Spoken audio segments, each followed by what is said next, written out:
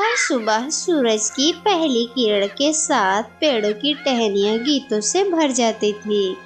लेकिन एक दिन बारिश जो नहीं थमी। बारिश शुरू हुई और फिर रुकी ही नहीं। एक दिन, 2 दिन, 1 हफ्ता, 2 हफ्ते, पूरा 1 महीना बीत गया। हर घोंसला भीग चुका था। कहीं कोई तिनका उड़ गया, कहीं कोई घोंसला गिर पड़ा। जंगल की चिड़िया अब परेशान थी। भीगी पंखों के साथ कोई छाल के नीचे बैठी थी तो कोई फटी डाल पर कांप रही थी। तब आई रानी सुमी चिड़िया, बूढ़ी, बुद्धिमान और हर चिड़िया की रानी माँ। उसकी आंखों में अनुभव का सागर था और दिल में सबके लिए ममता। उसने सबको बुलाया एक बड़े पीपल की शाख पर। अब वक्त आ गया है कि हम कुछ नया सोचें। ये तिनकों वाले पुराने घोंसले अब इस बारिश में साथ नहीं देंगे। हमें ऐसे घोंसले चाहिए जो बारिश से लड़ सकें, जो टिके रहें। लेकिन रानी माँ, घोंसले हम बनाएं कैसे? हमें राजू कौवा से बांस और सूखी बेलें लेनी होंगी। बांस का घोंसला टिकाऊ होता है और मजबूत भी होता है। सभी चिड़िया उड़ चली राजू कौवा की दुकान की तरफ।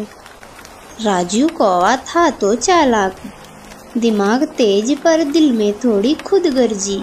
अरे वाह, आज तो पूरा जंगल ही मेरी दुकान पर है। ले जाओ बांस बेल, लेकिन पैसे देकर। चिड़िया जानती थी बारिश से बचना है तो सौदा करना ही होगा। सबने पैसे दिए, बांस उठाया और जंगल की ओर चल पड़ी।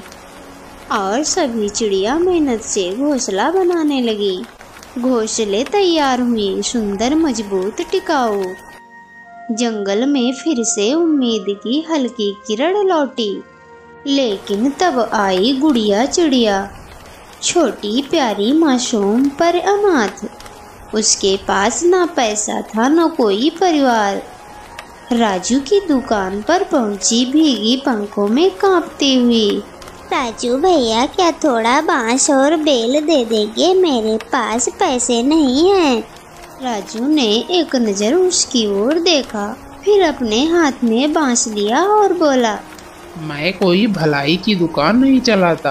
पैसे हैं तो लो, वरना उड़ जाओ। गुड़िया चुपचाप लौट गई। दिल भारी था, आंखें नम थी। लेकिन जब पहुंची अपने पुराने घोंसले पर, वहां बैठा था जयजी गिद्ध, डरावना, विशाल, लाल आंखों वाला। अब ये घर मेरा है। नहीं, अब ये घोंसला मेरा है। नहीं, जो जय जी की नजर पड़ जाए वो जय जी का होता है। गुड़िया कांपी, रोई, लेकिन विरोध ना कर सकी। उड़ गई बारिश में अकेली। रानी माँ, जय जी बहुत खतरनाक है। अगर हम कुछ बोले तो पूरे जंगल को खतरा हो सकता है। तो क्या मैं ऐसे ही रहूं अकेली बारिश में? बेटी, अब तू बच्ची नहीं रही। कभी कभी रास्ता हमें खुद बनाना होता है। गुड़िया समझ गई। अब वो अकेली थी, हर दरवाजा बंद। वो हर चिड़िया के घर गई, जिसके लिए वो खेली थी, जिसके साथ बैठी थी। लेकिन किसी ने दरवाजा नहीं खोला। माफ करो बहन, मैं खुद परेशान हूँ। मेरे घोंसले में बच्चों के लिए भी जगह नहीं है। बारिश में नई मुसीबत मत लो। गुड़िया थक गई। वो जा बैठी जंगल के सबसे पुराने और सबसे ऊंचे पीपल की मोटी डाली पर, जहाँ बारिश नहीं पहुँचती थी। पीपल की छाल लाल हो गई और एक गूंज उठी। तुम्हारी हिम्मत कैसे हुई मुझ पर बैठने की? कौन हो तुम? मैं हूँ जादुई पीपल, और मेरी डाल पर वही बैठता है जिसके दिल में दर्द हो, नफरत हो, बदला हो। गुड़िया ने सब कह सुनाया।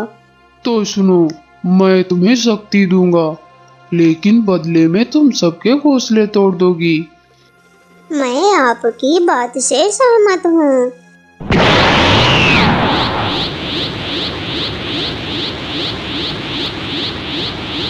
हाँ, अब मैं किसी से नहीं डरूंगी। अब मैं सबको दिखाऊंगी। सबसे पहले पहुंची जैजी गिद्ध के पास। जैजी गिद्ध आराम कर रहा था। कौन हो तुम? मैं वही जिसे तूने घोंसले से निकाला था। और एक ही झपट्टा में जैजी घायल गिर पड़ा। अब बारी आई जंगल की। एक एक कर हर घोंसला टूटा। हर बांस, हर बेल, हर उम्मीद बिखरने लगी। चिड़िया रोने लगी। घबराकर पहुंची रानी माँ के पास। लेकिन बदला तुम्हारा रास्ता नहीं है। तुम्हारी माँ मेरी सबसे प्यारी सहेली थी। सोचो, अगर वो तुम्हें आज ऐसे देखती तो क्या कहती। बस ये सुनते ही गुड़िया कांप उठी। उसकी आंखों से आंसू बहने लगे और फिर उसका विशाल शरीर धीरे धीरे छोटा होता गया। माफ कर दो रानी माँ, बदले की आग ने मुझे अंधा कर दिया था। कोई बात नहीं बेटा, अब आओ। अब तुम अकेली नहीं हो, अब तुम मेरी बेटी हो।